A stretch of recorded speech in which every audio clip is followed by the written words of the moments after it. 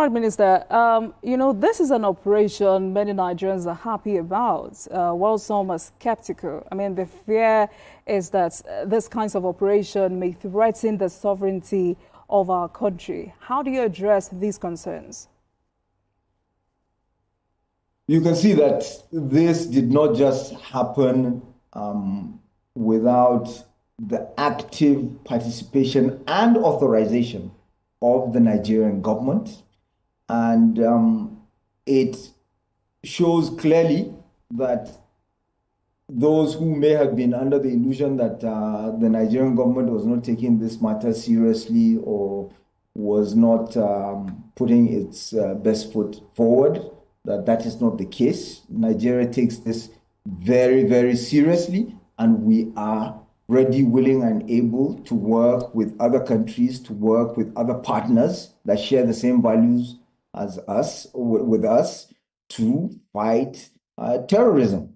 And we are looking at it for what it is. It's a regional issue. It's happening in a regional setting with a lot of interrelated and interconnected factors. So it's important to understand it as that, so that we apply the right solution to the problem. So nothing has changed. It's an old conflict, but taking on a new approach. And this is not, by the way, the first time that there has been collaboration between Nigeria and the US in tackling conflict in the region. Don't forget that we worked closely with the US in the Liberian conflict, Sierra Leone. So you had the UN being involved, you had other countries being involved, as well as the United States of America. So when you look at the ECOMOG days, Nigeria and the US were partners. In fact, the US used to call us the Ghostbusters, because they saw us as a very reliable partner and ally. So it's we've never shied away from that. Okay, my colleague asked a question. That adopted the Leahy laws that stopped selling military equipment to us and so forth. I could go deeper into that. All right, Minister. Please go ahead. Honorable Minister, what is actually in this relationship for the Americans? Is there any strategic interest that the Americans are expected to benefit from this cooperation? Some people think they are after our mineral resources and all that. No, the strategic interest is that this is a very serious matter that affects the entire planet.